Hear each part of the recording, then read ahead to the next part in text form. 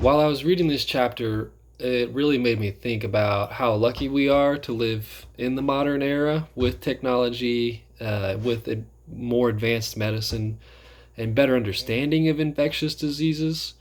Uh, because as I read through this chapter, it was just terrifying to think about a disease just completely ransacking like civilization as we know it. Like half of a population dying is just absurd. That I can't even wrap my head around that. Like I'm trying to think about what would happen if half the United States just died because of a disease.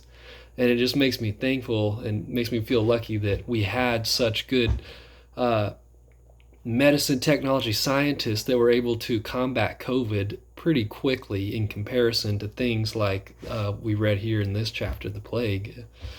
Uh, and I think one of the bigger pictures of this chapter was just how devastating the plague was and how it affected people. Like people were just going crazy, and rightly so.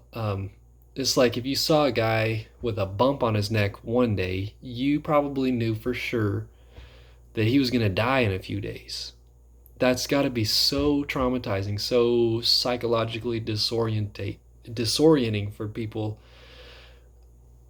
to know that there's nothing that they could do. Like the best thing they could do is just get away from that person. And sometimes those were loved ones, friends, your boss, whatever. That had to be just absolutely horrifying.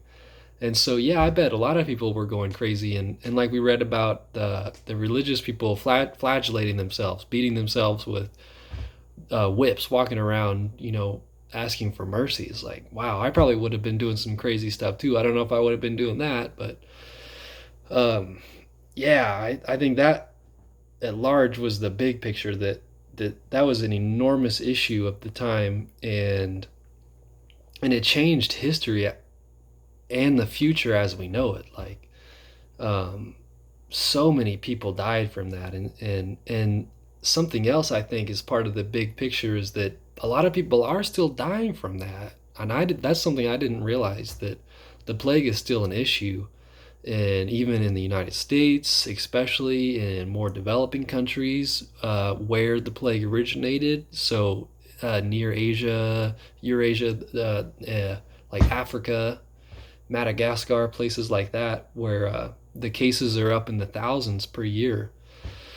And yeah, it's scary to think about that. It's scary to think about diseases that there's no cure for. I think that's the scariest thing I got from this chapter, was that there's still not really a good cure for some of the varieties of the plague. And yeah, that's terrifying. And I bet no doubt that was terrifying for people living in the height of the plague back then. And it's scary to think, and I think it's encouraging in a weird backhanded way for us to not get complacent with our reliance on technology and where we're at in the world, because these diseases are still developing. Like we saw COVID developed into a huge problem within the matter of months. So it doesn't seem any different in that regard to the plague and how it affected millions and millions of people. Um, it's frightening to think that things like that are lurking around, and maybe they're in the cow next door, or maybe they're on a flea on my cat downstairs.